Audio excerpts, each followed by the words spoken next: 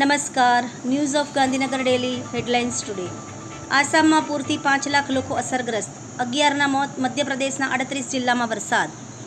રામ દરબાર જ્યાં સ્થાપિત થશે ત્યાંની પ્રથમ તસવીર. અયોધ્યામાં 7 મંદિરોની પ્રાણ પ્રતિષ્ઠા શરૂ.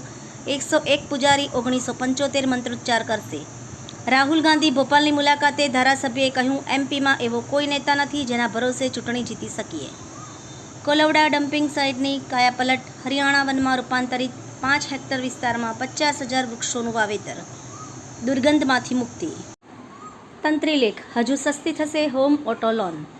રિઝર્વ બેંક રેટમાં 0.25%નો નવો ઘટાડો કરી શકે.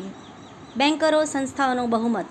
ભારત કહે છે તેના કરતાં ઘણો મોટો હુમલો હતો. 20 નહીં 28 સ્થળે નુકસાન. દાંપત્ય જીવન. વાંચવા જેવું, જાણવા જેવું. પ્રોપર્ટી ટેક્સમાં 15 જૂન સુધી 10% રિબેટ અપાશે. ગાંધીનગરના રહીશને શેરબજારમાં ટિપ્સ આપવાના બહાને ગઠિયાએ ₹37.21 લાખની છેતરપિંડી આચરી. કલોલમાં ભાભી સાથે વાત કરવા મુદ્દે હુમલો. બાઇક પર જતા યુવક પર ધોકા વડે હુમલો.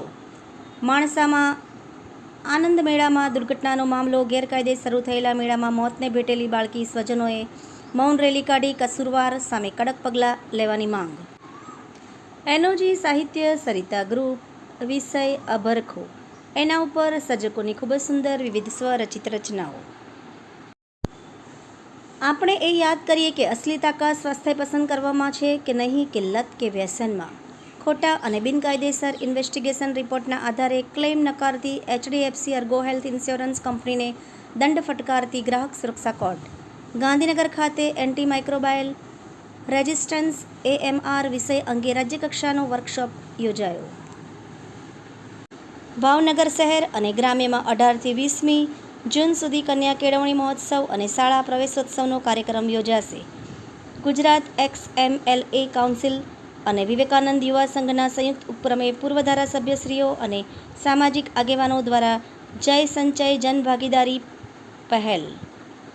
કેનેડા વર્ક વિઝા માટે 81 લાખની છેતરપિંડી. સુરતની ઇમિગ્રેશન કંપનીના 3 એજન્ટોએ ગાંધીનગરના 3 યુવકોને ખોટા જોબ લેટર પણ આપ્યા. આભાર. મીનાક્ષી રાવલ, ગાંધીનગર.